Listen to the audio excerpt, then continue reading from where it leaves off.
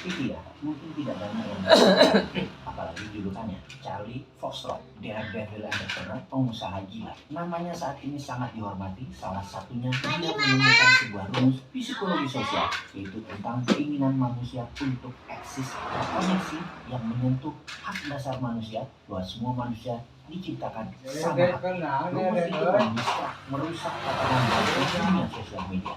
Sewaktu dirinya mempresentasikan idenya, maka seorang pemimpin revolusioner, Mark Zuckerberg, bersedia merombak ulang Facebook. Inilah yang terjadi di tahun 2008 sehingga dalam 1 tahun, di mana di tahun 2009 dari 50 juta pengguna Facebook meningkat menjadi 750 juta. Dia sendiri bergabung di Facebook di tahun 2005 sebagai VP Engineering yang dalam 3 tahun mengusulkan perubahan radikal, membongkar Facebook ala sosial media terdahulu menjadi baru, yaitu apa yang kita pakai di Facebook sekarang ini. Saat ini, Capai Balian sudah tidak bersama Facebook lagi, namun sudah menjadi seorang venture kapitalis yang besar yang dia bangun selagi diri masih berada di Facebook. Apa yang Camat lakukan menginspirasi Newmind. Newmind harus membongkar cara bernegara Indonesia, bukan hanya membongkar tapi merusak dan membangun digital. Kita mulai dengan memahami apa itu kalau ingin melakukan perubahan yang terjadi di masa ini dan perubahannya harus sangat cepat, maka destruction is a job number one. Ya, caranya itu.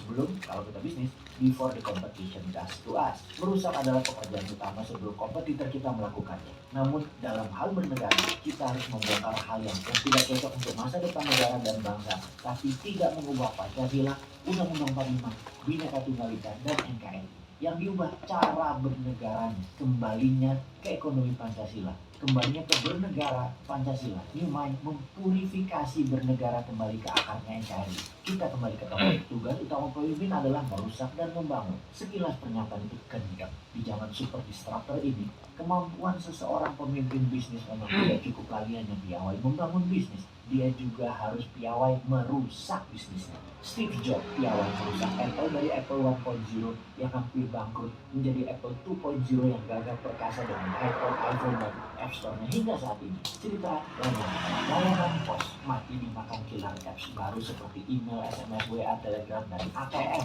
Kodak yang lebih dari 100 tahun perkasa kemudian dihabisi oleh layanan foto sharing yang diberikan perusahaan asli TV, tukang mah Netflix, serta TikTok. Perusahaan-perusahaan yang dulu hebat seperti Kodak, GM, General Motor, Nokia, Sony terus-menerus babak belur mengalami kemunduran. Tanah kita masuk, yang ujang sok tanah yang mampu merusak fondasi model bisnis yang kini sudah tidak relevan lagi. Karena itu seorang CEO, Chief Destructive Officer, kini adalah sosok yang paling diburu di perusahaan-perusahaan seantero jagat raya. Yang sering kita dengar selama ini adalah CEO, Chief Executive Officer, atau CFO, Chief Financial Officer, atau Chief Operating Officer, atau Chief Marketing Officer. Kini ada bintang baru yang namanya CEO, Chief Destruction Officer. Dari arti harafi yang rasanya sudah nggak nyambung. Destruction artinya perusak atau penghancuran. Jadi kalau CEO bertugas melakukan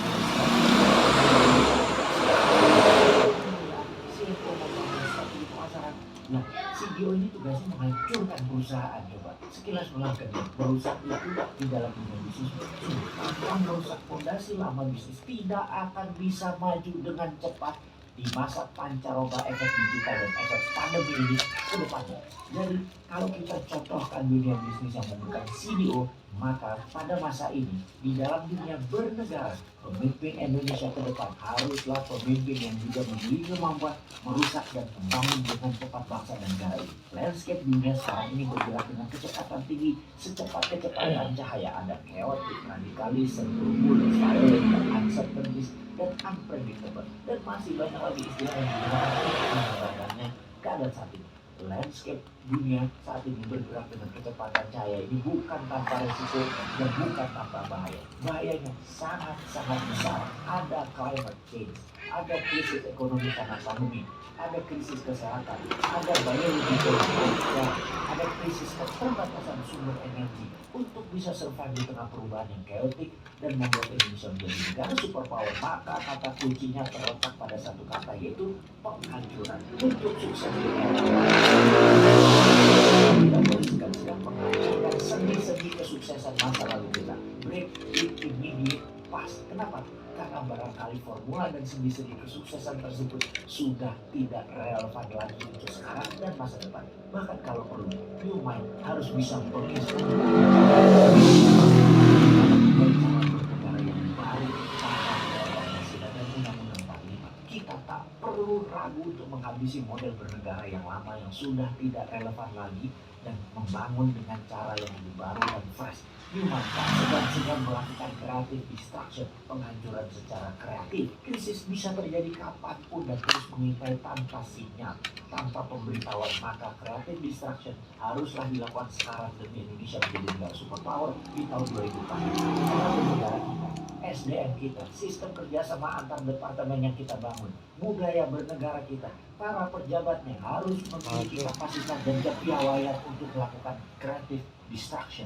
Indonesia di bawah New Mind haruslah memiliki sistem untuk menghadapi krisis dunia dan Oh, ini soketnya ini nih. yang dilakukan oleh negara-negara besar lainnya untuk mengambil kekayaan alam Indonesia. Kalau sudah demikian, kesuksesan bernegara Indonesia akan ditentukan oleh kapasitas melakukan creative destruction. Dan kalau kita sepakat dengan keberlangsungan survival of the nation adalah tujuan paripurna membangun kekuatan negara, maka kesuksesan itu tak lain adalah sebuah panjang di mana kita melompat dari satu creative destruction ke creative destruction yang lain di dalam mengelola dan membangun negara. Persis seperti yang dilakukan oleh Putin, Erdogan, Xi Jinping lebih dari 15 tahun. Ingat, sustainability is journey of destruction. Di dalam membangun yang sustain, maka perjalanan panjang adalah merusak hal yang tidak relevan dengan kebaikan masa kini dan demi kebaikan masa depan. Untuk sukses melakukan destruction safari, kita butuh seorang pemimpin bangsa yang seorang destruktif, konstruktif. Siapakah itu di masa depan yang bisa membangun tanpa asing, tanpa hutang, dan mengasihkan karya anak bangsa itu?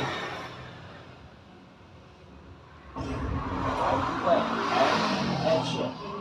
Sudah terlalu banyak isu ekonomi buruk di negara ini. Saatnya sudah tahu buatnya hal bisnis yang cocok untuk kepentingan Anda dan kembangkan kawasan baru dalam mengelola cash flow Anda. Ambil peluang ini, ikuti Bosman Tour 2023 Solo, Malang, Tanjung, Boji, India. Selamat bergabung.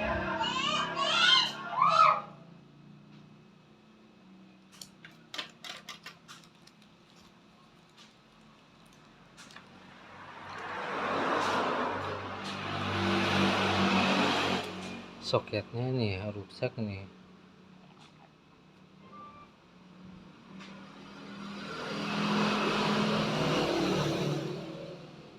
Tuh.